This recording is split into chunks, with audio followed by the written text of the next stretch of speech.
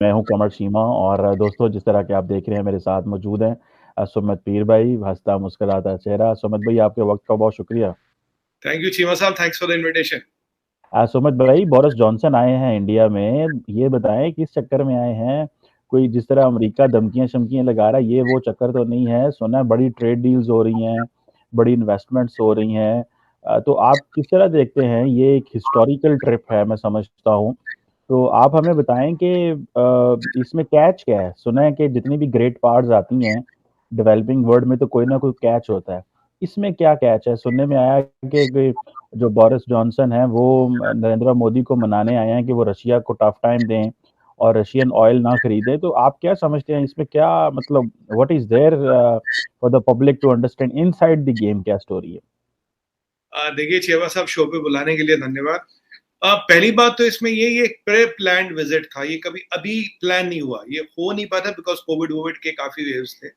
और अगर आप उनके फॉरेन मिनिस्ट्री का स्टेटमेंट उठा के देखें, उन्होंने बोला हाँ रशिया और यूक्रेन पे बात होगी, but that is not part of the agenda. मतलब एक पासिंग सा एक मतलब मसला, जो चीज एजेंडा में होती है चीमा साहब, that is what the agenda is for. Diplomatic में नॉन बजटेड आइटम्स या non agenda items are just a passing reference, उन पे कोई Russia Ukraine is a non what you call this non reference item. तो पहली बात तो ये है। दूसरी बात, उन्होंने खुद बोला भाई Russia, we can not tell India what to do on Russia and we are not here to teach और गिव sermons टू इंडिया। उन्होंने खुद बोला we are nobody to advise India on what to do on Russia and Ukraine. उनका अपना मसला, वो जो जैसे उसको देखना चाहिए वो वैसे देखेंगे। अब बोरिस जॉनसन साहब के आने के दो तीन कारण है। पहला तो एक प्रिप्लान विजिट था, ये डिले हुआ कोविड के कारण अब आ गए। दूसरा मसला इसमें है कि भाई जो हमारा एक फ्री ट्रेड एग्रीमेंट होना है, जिससे करीब 8 से 10 बिलियन डॉलर का म्यूचुअल ट्रेड और बढ़ेगा आने वाले 4-5 सालों में, अरे करीब 30-35 बिलियन का वो 40-45 बिलियन डॉलर तक पहुंच जाएगा। और अगर मैं पाउंड्स की बात करूं तो 36-37 बिलियन पाउंड्स पहुंच जाए। तो ये ट्रेड हो रहा आपस में, और ये ट्रेड इंडिया के फेवर में, इंडिया के लिए it's we have a trade positive trade with United Kingdom. तो उन और उन्हें यूनाइटेड किंगडम को अब ये दिख रहा भाई देखो अभी यहाँ पे अपॉर्चुनिटी खुल रही है कि पहली दो तीन चीजें उन्हें बड़ा इंपॉर्टेंट लग रहा है यार, कि अब ना थोड़ी डिलिंगिंग ऑफ सप्लाई चेन्स हो रही है। अब रशिया में और यूक्रेन में थोड़ा मसला हो रहा है। अमेरिकन ने ऑलरेडी कह दिया चीमा साहब भाई आप हमसे हथियार ले लो, हम हर चीज आपके खोलने के लिए तैयार है। तो बोरिस जॉनसन साहब कह रहे हैं ऐसा लो सारे अमेरिकन ही खरीद ले, ये सारा मालिक है, मैं तुरंत पहुंच जाता हूँ जी, मेरे पास भी सब कुछ है, बताओ आपको क्या क्या चाहिए। देखिए जब घर में शादी होती है, वो हमारे यहाँ वो नहीं होते थे साड़ी, वो पहले आपको पुराने वो साड़ियाँ गठरी में बेचते थे। जैसे उन्हें पता लगता था किसी के घर में शादी, सब पहुंच जाते थे, देखो जी मेरा माल देखो, मेरे पास बहुत अच्छा माल है जी, मेरी तो बनारसी साड़ी, कोई कह रहा मेरी इलाहाबादी है, कोई कह रहा मेरी कुछ है, मतलब ये सब होता था। तो जॉनसन साहब उसलिए आए। तीसरा एजेंडा है भाई इकोनॉमिक तो है ही, बाकी ये वेपन्स वाला, बाकी फ्री ट्रेड एग्रीमेंट वाला, पीपल टू पीपल कॉन्टैक्ट, और quote unquote UK officially has said India is a big and a great economic power of the world, unquote. तो जब ये एजेंडा है तो धमकी वमकी को तो सवाल ही नहीं। जब अमेरिकनों की धमकी हवा हो गई तो इनकी तो खड़ी नहीं होगी। तो ये देखिए धमकी वमकी का सवाल नहीं, ये व्यापारी है, व्यापार करने आए हैं, अच्छी बात है, उनका स्वागत है। आज घूमे गुजरात गुजरात काफी घूमे, कल मोदी जी से मिलेंगे। तो सर व्यापार व्यापार की बात होगी, ट्रेड कॉमर्स की बात होगी, तरक्की की बात होगी। हम तो वैसे ट्रेड वाले लोग हैं, एड वेड तो लेते नहीं, और खुद आए हैं ट्रेड करने। और अभी उन्हें लग रहा है कि भाई अपॉर्चुनिटी खुल रही है सच में, या अगर कुछ रशिया से अब क्या हो गया ना, अभी रेस लग गई अमेरिका और यूके के बीच। और चीमा सा मजे की बात तो ये देखे, पीछे आप नाराज हो रहे थे, आपने कहा जी ये चाइनीज वहां आ गए, आपने कहा जी ये यूके ये अमेरिकन वहां आ गए, आपने कहा जी रशियन ही आ गए। अब ये ब्रिटिशर बाकी थे, ये भी आ गए जी, चलो जी सबको मिल लेंगे, सबको देख लेंगे, सबको ऑर्डर वॉर्डर दे देंगे, कोई दिक्कत नहीं, परेशानी कुछ नहीं, सबका दिल खुश रखेंगे, सब खुश होके जाएंगे। और अब ना इन्होंने क्या बोला था, वी आर डिसअपॉइंटेड। अब डिसअपॉइंटमेंट गायब हो गई, है नहीं कोई डिसअपॉइंटेड। खूब आ रहे जपिया वपिया पा रहे, फूल वूल लेके फोटो वोटो खिंचवा रहे, डिसअपॉइंटेड होते तो यहाँ आते ही नहीं। तो डिसअपॉइंटमेंट हवा हो गई। अब तो व्यापार होगा ना, व्यापार होगा, ट्रेड डील होगी, एफडीआई होगा, अच्छी तरक्की के लिए यही होना चाहिए। इनफैक्ट तरक्की प्रॉस्पेरिटी के लिए ये होना चाहिए। कुछ कंटेजियस पॉइंट्स भी हैं। कंटेजियस पॉइंट्स ये है कि जो हमारे ये दो चार कुछ बहुत शरीफ लोग वहां पे यूके में छुपे हैं, तो उनको जरा यहाँ भेजने का कष्ट करे। पर उनका हमेशा पॉइंट ऑफ व्यू ये रहता है जी, एक देखो जी यूके का लॉ ऐसे ही है, क्योंकि दुनिया में जितने भी अली बाबा है सब जाके यूके में छुपते हैं। अब वो रशियन वॉर लॉर्ड हो, वो आपके मुशर्रफ साहब हों, वो हमारे नीरव मोदी, ललित मोदी, जितने भी ये सब वहीं छुपते हैं। अगर दुनिया के जितने भी ये लोग हैं यूके में ही छुपते हैं, उसका कारण नहीं चाहिए, दो चार वहाँ लॉज ऐसे हैं जिसके कारण आप यूके से किसी को निकाल नहीं सकते। अब मुझे उस दिन बड़ी हंसी आ रही थी, एक नियाजी साहब ने बोला था पीछे कि भाई मैं नवाज शरीफ को ना यूके से फड़ के ले आऊंगा। मैं कहा पाजी, आज तक कोई किसी को ला पाई हो, किसी जो आप लाओगे? आपके पास तो एक्सट्रैडिशन ट्रीटी भी नहीं है। हमने 1992 में एक्सट्रैडिशन ट्रीटी साइन की थी चीमा साहब, और पता कितने बंदा आज तक एक्सट्रैडिट हुआ? एक। क्यों? चार कारण है इसके, ये हमारे दर्शकों के लिए जानना जरूरी है। सब ये यूके क्यों भागते? अमेरिका क्यों नहीं? क्यूबा क्यों नहीं? आयरलैंड क्यों नहीं? इजराइल क्यों नहीं? सारे ये दुनिया के जितने दो नंबरी है यूके में क्यों भागते? उसका कारण है, सबसे पहला कारण ये है, यूके कहता जी मैं यूरोपियन ह्यूमन राइट्स कमीशन का मेंबर हूं।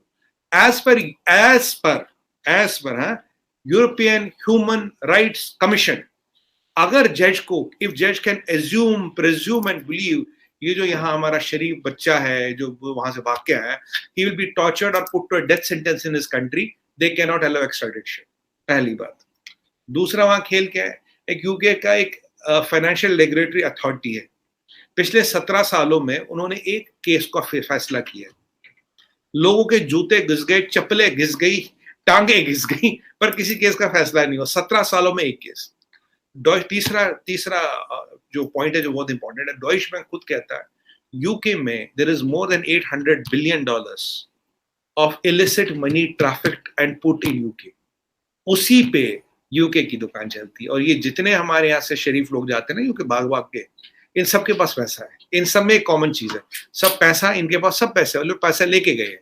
तो अगर आप यूके में पैसा लेके जाओ तो आपका पूरा स्वागत है, पूरा आदर सत्कार है, कोई आपको एक्सट्राडाइट नहीं कर सकता। और चौथा पॉइंट है चीमा साहब, वहां क्या है, यूके में कुछ ऐसी लीगल कंपनियां हैं, मान लीजिए वहां एक लॉयर तो होगा ब्रिटिशर और एक होगा इंडियन, या एक इंडियन ओरिजिन का ब्रिटिशर लॉयर होगा, तो उसको इंडियन लॉ भी पता, उसे ब्रिटिश लॉ भी पता, और उसे पता नो मैन्स लैंड कहाँ आता है। तो जो इनके बहुत शरीफ क्लाइंट होते हैं, जो बहुत पैसा दे सकते हैं, नाम भी मुझे याद है, नाम बोलना ठीक नहीं है, 3-4 बहुत बड़े नाम है इसमें, ये उनको वहां रख देते हैं।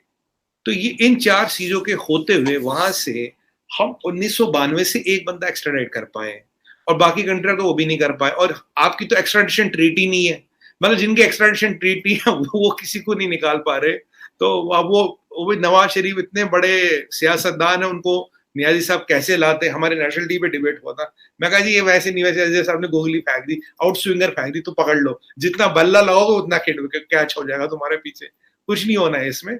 और ये दर्शकों के लिए जानना जरूरी है कि ये सारे लोग यूके ही क्यों भागते हैं। दुनिया में और किसी कंट्री के इन 4 चीजों के होते हुए कुछ नहीं हो सकता। अब आप यूके की गवर्नमेंट से को, बोरिस जॉनसन हो या कोई भी हो, बोले भाई साहब इसमें कुछ करो, बोले भाई ये कॉन्स्टिट्यूशन लिखा गया मेरे मुल्क का, ऐसा मेरे हाथ में नहीं, मैंने नहीं बनाया, मैं नहीं रोक रहा इसको, this is the law as per the constitution of UK. जब तक भाई ये लॉ है तो मैं क्या करूं? अभी ये पम्मा पन्नू, ये जितने खालिस्तानी एलिमेंट हैं, ये जितने भी है, रशियन हो, अफगानिस्तान के हो, चीमा साहब सबकी पसंदीदा जगह यूनाइटेड किंगडम ही क्यों है? ये 4 कारण है। और practically speaking government of UK can not do anything, उनके हाथ में कुछ है नहीं। ये सोर्स कोड ही ऐसे लिखा गया, जब तक कॉन्स्टिट्यूशन नहीं बदलता, जब तक फंडामेंटल चेंज नहीं आती, तब तक कुछ होगा नहीं। ये कंटेजियस पॉइंट है हमारा। और हमारे यहाँ जो नीरव मोदी साहब थे, एक वो यहाँ से कुछ 1000 करोड़ रुपए लेके साफ हुए थे, उनकी जो जैकेट है ना चीमा साहब, हरे रंग की जैकेट पहनी थी उन्होंने, सुना 30-40 लाख रुपए की तो जैकेट पहनी थी वो, 30-40 लाख। पर आपके यहाँ तो बहुत बड़े लोग हैं जी, आपके यहाँ वो क्या है, मिस गुज्जर, उनका तो 2.25 करोड़ रुपए का पर्स था। मैंने कहा चलो जी अब नीरव मोदी से भी आगे निकले, 2.25 करोड़ के पर्स, बताओ चीमा साहब। अब मैं तो कह रहा था मुझे कहीं मिल जाती, वो तो बहन जी पर्स में दे दो, पैसे आप रख लेना, हम पर्स में खुश। पर ये है, यूके है, ऐसा चलता है।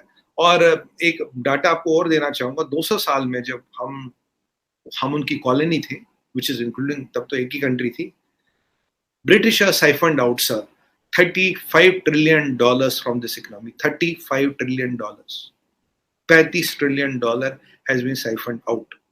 जब यूके नहीं था, India's contribution to world trade was around 25 to 28%. Some people even say 33%. So you can take somewhere between 25 to 33, एक एवरेज 28 आता है। और अब इंडिया का कंट्रीब्यूशन करीब 3-4% है। ये हमें तोहफा दे गए ब्रिटिशर, बड़ा अच्छा तोहफा दे गए जी। मेरा एक बॉस होता था, वो वो वैसे था तो ग्रीक, पर वो लंदन में रहता था। उसने एक ही चीज मुझे सिखाई थी, कहता they rob the whole world and build London. और ये लंदन का जादू ऐसा है कि दुनिया में जितने भी ऐसे लोग हैं सब वही मिलेंगे आपको, सबकी यूनियन वही है, सब वही शाम को टिक्का बोटी कबाब पैक शैक सब वही लगते हैं। ये लंदन ग्रेट है जी। चले ये तो एक है, लेकिन सुना है इंडो पैसिफिक के हवाले से क्या सुना है, कोई कोऑपरेशन चाहते हैं वहां पे? क्या ऐसा कोऑपरेशन है जो अमेरिका के साथ आपका नहीं हो पा रहा? और आप नहीं समझते कि इंग्लैंड क्योंकि क्वाड का हिस्सा नहीं है, तो आप इसको कैसे देखेंगे कि ये जो एक जिसे वो एक इनकी रिपोर्ट भी आई है recently, tilt to Indo Pacific, उसका जो जारी बात है कि जो इंडियन अथॉरिटीज हैं वो उनको इंगेज करना चाहते हैं ब्रिटिश। तो आप कैसे समझते हैं इंडिया जो है वो इंडो पैसिफिक में ब्रिटिश से कैसे इंगेज होगा, जबकि ऑलरेडी अमेरिका के साथ आप क्वाड में इंगेज हैं? तो जरा इसमें तो थोड़ा सा अगर कोई आप हमें बता सकें इस हवाले से। जी, देखिए पहली बात तो मैं थोड़ा सा आपको डाइवर्ट करूंगा, क्योंकि ये जो एफडीआई है ये अच्छा है, इससे दोनों कंट्रियों का फायदा होगा, इसमें कोई नुकसान नहीं। पहली बात, आप इंडो पैसिफिक की बात करें चीमा साहब, देखिए इंडो पैसिफिक में हमारी पहले भी इस पे बात हुई थी कि मैंने आपको बोला था, देखिए क्वाड कोई वाटर टाइट अलायंस नहीं है। Eventually in quad more and more powers will join, क्योंकि यूके का जो कहना वो कहता है भाई democracy should work together, democracy का जाना बढ़े। अगर एक इतना बड़ा पावर ब्लॉक बढ़ रहा है, अब उन्होंने ऑकस तो बनाया, वैसे ऑकस ऑकस में वो सबमरीन की डील खराब हुई थी, आपको पता उसकी कहानी क्या है, तो उन्होंने अब ऑकस बना दिया। पर उनको पता है कि यार अगर हम इंडो पैसिफिक की बात करें, ऑस्ट्रेलिया, इंडिया और जापान के बिना इंडो पैसिफिक में कुछ है नहीं। तो अगर आपको इंडो पैसिफिक में अल्टीमेटली जो वर्ल्ड का फ्लैश पॉइंट अगर कभी होगा तो इंडो पैसिफिक होगा, राइट? क्योंकि आपको चाइना को साउथ चाइना सी में लिमिट करना, जो चाइना होने को तैयार होता नहीं, राइट? इंडो पैसिफिक से दुनिया का ट्रेड चलता है, चाइना का 3 ट्रिलियन का ट्रेड चलता है। तो अगर आपको इंडो पैसिफिक में प्लेयर होना है तो आपको किसी न किसी अलायंस का वहां पार्ट होना है जो विच इज कंट्रोल्ड है, लेड बाय इंडिया, चाहे वो क्वाड हो या कोई और अलायंस हो। तो जैसे मैंने लास्ट टाइम भी बोला था, इन डेमोक्रेसी एंड डिप्लोमेसी हमें तो संभावनाएं बनानी चाहिए ना। देखिए क्वाड एक अपनी जगह, क्योंकि क्वाड पे ही हम भरोसा नहीं कर सकते, तो क्वाड में आ जाओ या एक और अलायंस बन ले, 2 और अलायंस बन जाए, कॉपरेशन और हो। क्योंकि कॉन्सेप्चुअली हमारा बहुत ज्यादा डायस्पोरा यूनाइटेड किंगडम में भी रहता है, और शायद पाकिस्तानी डायस्पोरा भी काफी बड़ा यूनाइटेड किंगडम में रहता है। तो मतलब वो एक टच है, लेना है देना है, बट हाँ कुछ पॉइंट्स ऑफ कंटेंशन है। बाकी मेरा एक मानना है, पर्सनल ओपिनियन चीमा साहब, which is my personal opinion, मेरे को I do not see a possibility that one day or some weeks, some months down the line, UK cannot be a part of Quad. कुछ ऐसी हवा है कहीं पे कि ये संभावना है, इसको रूल आउट नहीं कर सकते। मतलब यू कैन नॉट से कि नहीं यार ये तो होगा ही नहीं, मतलब ऐसा कुछ है नहीं। तो क्योंकि अगर हम देखें कि अगर आप यूरोप में देखें तो 3 बड़ी स्ट्रॉन्ग इकोनॉमी और आर्मियां है। एक तो आपकी जर्मन हो गई, एक फ्रेंच हो गई, एक ब्रिटिश हो गई, जिनके पास वाकई दमखम है यूरोप में। उसके अलावा जितने भी छोटे छोटे किंगडम है, छोटी छोटी आर्मी है, छोटे छोटे वेपन सिस्टम है। तो कहीं ना कहीं जाके अब ये ब्रेक्सिट में ये यूरोपियन यूनियन से भी बाहर निकल गए। आपको पता होगा जर्मनी के पास न्यूक्लियर वेपन तो है नहीं। जर्मनी के पास तो वो 20 U-21 है U-61 बॉम्ब्स रखे जो अमेरिका ने दिए बाची एयरबेस पे, वो थंडरबोल्ट सीरीज जो डिलीवर करे। 400 किलो टन का यील्ड है, कोई बहुत बड़ा मसला है नहीं उनके पास। फ्रांस के पास न्यूक्लियर आर्सेनल है और यूके के पास तो है ही। तो कहीं ना कहीं कुछ ना कुछ ऐसा समीकरण बनना चाहिए जहां फ्रांस और यूके के साथ भी एक डायरेक्ट अलाइंस टाइम बनने, चाहे वो क्वाड के अंदर बने, क्वाड के बाहर बने। उसमें जर्मनी भी पार्ट होना चाहिए। वैसे मोदी जी जर्मनी जा रहे हैं मई के फर्स्ट वीक में, अब देखिए क्या होता है। संभावनाएं तो है चीमा साहब।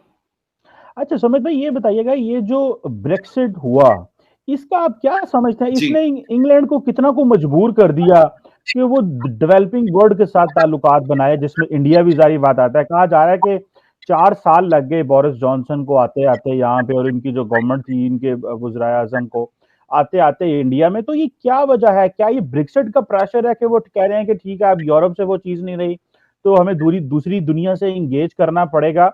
और ये जो आई थिंक जिंदाल साहब से मुलाकात हुई है, if I am not wrong, अभी उनकी किससे मुलाकात हुई है? बिजनेसमैन से, अदानी जी से, सॉरी, गौतम अदानी, हाँ गौतम सॉरी, अदानी। अदानी साहब से।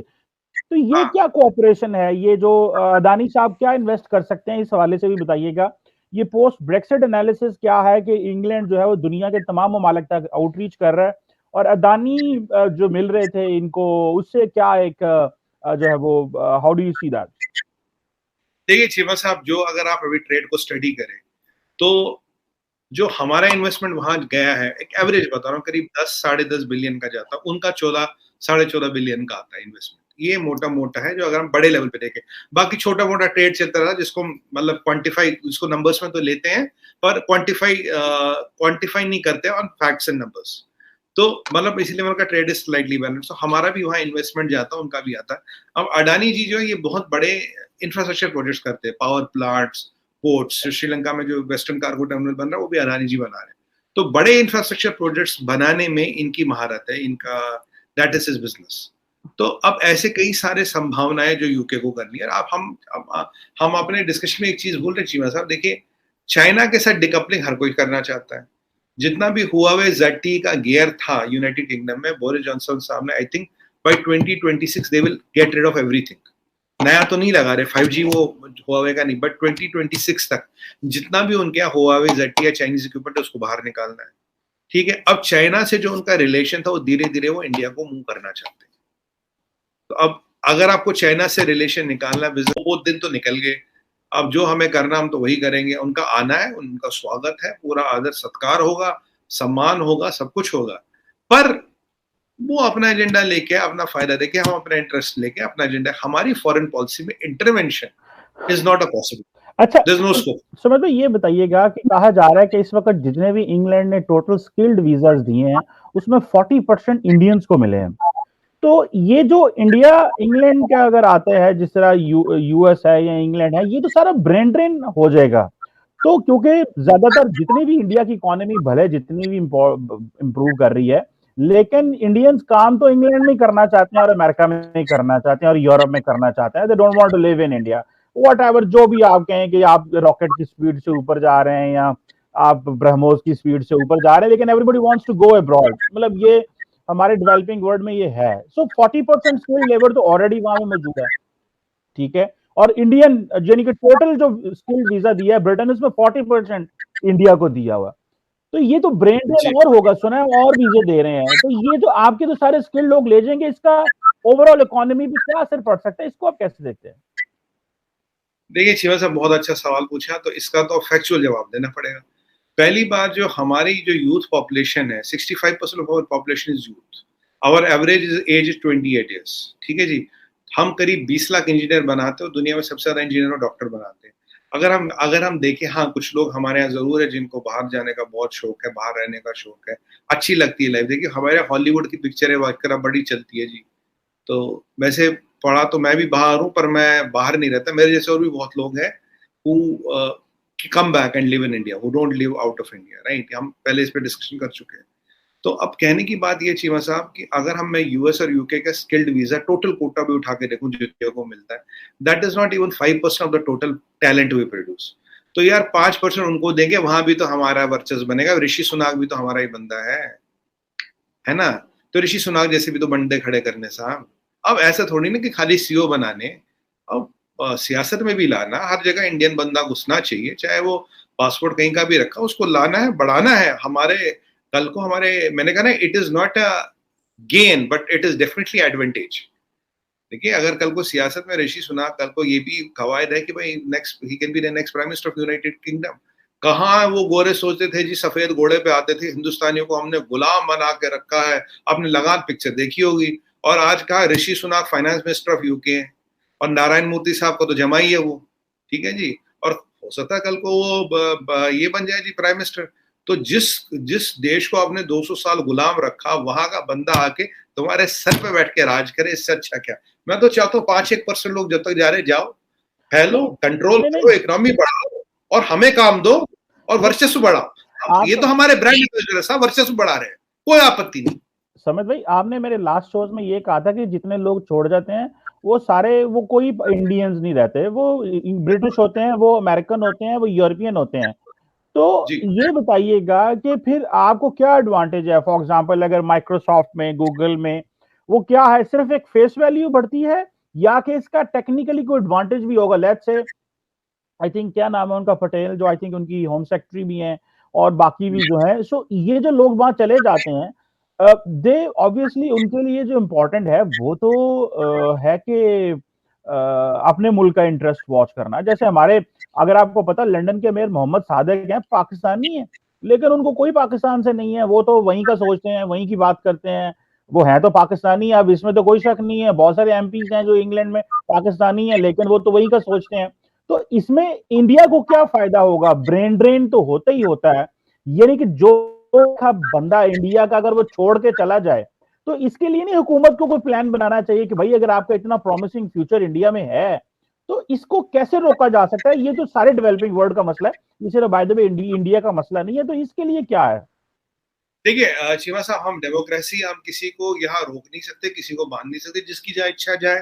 फ्री कंट्री है, फ्री वर्ल्ड है। और जो ये ब्रेन ड्रेन जिसको कह रहे हैं, अगर आप नंबर्स में देखिए, the number of the kind of talent we produce is around 2 to 3%। Sir 98% तो तब भी यही है ना। मसला तब था, हमने प्रोड्यूस किए 1 लाख और निकल गए 90,000, तब तो मसला है, तब तो आपकी बात ठीक है। नंबर्स में देखिए तो 2% में तो यूएस और यूके दोनों के कोटे भर जाते साहब। 98% तो यही देश चला रहे हमारी तरह है। और कुछ लोग तो हम जैसे सरफेरे होते जो घूम के वापस भी आ जाते हैं, जो वापस आके यहाँ काम करते हैं। तो ऐसा कोई मसला है नहीं, पहली बात। दूसरी बात, आपने बोला, हाँ मैं आपके पॉइंट से एग्री करता हूँ। हाँ, जिसने वहां का पासपोर्ट ले लिया वो पहले वहां की बात देखेगा। पर एक, मैंने आपको उस दिन उस डिबेट में ये भी बोला था चीमा साहब, it is not a advantage but it is a gain. मतलब इट सॉरी, मतलब it is a advantage not a gain. अगर मैं हूं, मेरा इंडियन पासपोर्ट है, तो फिर तो 100% गेन है, क्योंकि मेरा फिर देश है, मेरा पासपोर्ट है। अगर मैंने पासपोर्ट चेंज किया, फिर भी एक इंडिया और इंडिया के लिए एक सॉफ्ट कॉर्नर रहता है। एक इंडिया और इंडियन को मैं अपॉर्चुनिटी दूंगा, एक फेवरेबली कंसिडर करूंगा। आज देखिए एप्पल का सबसे बड़ा, एप्पल आईफोन 13 का कारखाना यहाँ लग गया। तो ऐसी कई सारी चीजें हैं जो एक, मतलब आपकी जो, what do you call your inclination, your favorable inclination, if I can use the word favorable inclination is to a country which is an advantage। आज मैं आप जी एक बताओ जी, एक गोरा है जी ब्रिटिशर, वो ये सोच रहा मेरा परदादा जी लॉर्ड माउंट बैटन दा वो था जी स्पेशलर, ठीक है, उन्होंने जी इंडियनों पे बड़ा हुकूमत की जी, हमने ये किया। और आज एक, आप उसके परपोते से मैं बात करूं, आज एक मैं ऋषि सुनाक से बात करूं, फर्क पड़ेगा ना दोनों से बात करने में। ऋषि सुनाक भी यूके की सोचेगा, बट एक वो मेरी बात सुनेगा, समझने की कोशिश करेगा।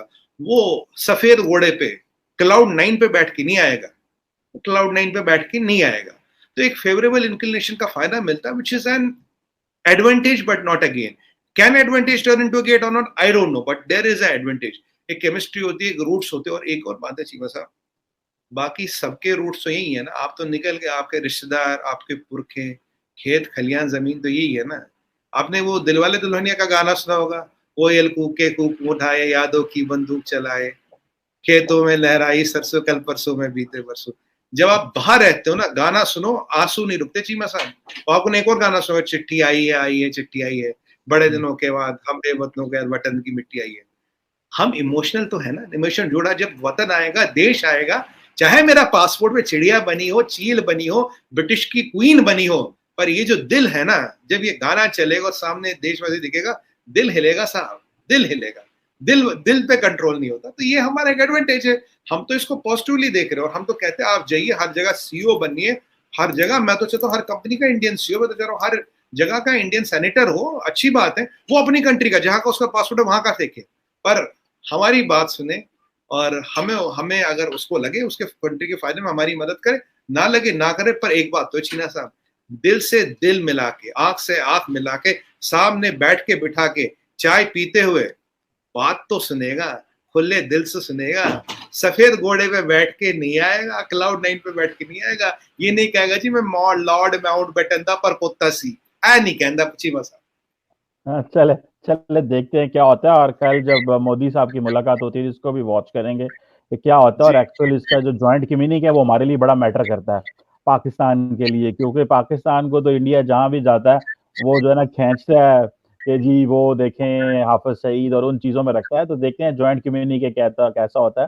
फिर आपको दोबारा रिक्वेस्ट करेंगे, आपसे उस हवाले से भी बात करेंगे। जी, क्या कहना चाह रहे हैं? मैं कहता हूँ, देखिए ज्वाइंट कंपनी के वगैरह की कोई टेंशन नहीं है। हमारे एक कहावत है, अगर बदनाम हुआ तब भी तो नाम हुआ, बदनाम होके भी तो नाम हुआ। नहीं, नहीं, नहीं, नहीं, आप हमें बदनाम ना करें। अल्लाह ताला हमें जो है वो नाम दे। आप खुद नाम कमा रहे हैं और हमारे लिए बदनामी रख रहे हैं, वाह! मैं ये मैं चीज़ों से मैं तो कहावत कह रहा हूँ, हम तो, आप जानते हैं मोहन पसंद लोग, हम तो कुछ नहीं करते, जी, कहते ही जी। नहीं, जी, और जी, ऐसी जी। ये आती है, तो देखिए ये डिप्लोमेसी में तो कहावत कह रहा हूँ बस, जी, जी, बदनाम जी, होना जी, जी। बदनाम होना, हमारे लिए हँसी मज़ाक। कहावतें और अपने लिए रेड पासपोर्ट। ठीक है समद भाई। Thank you very much, Samad भाई, बहुत शुक्रिया। Thank you.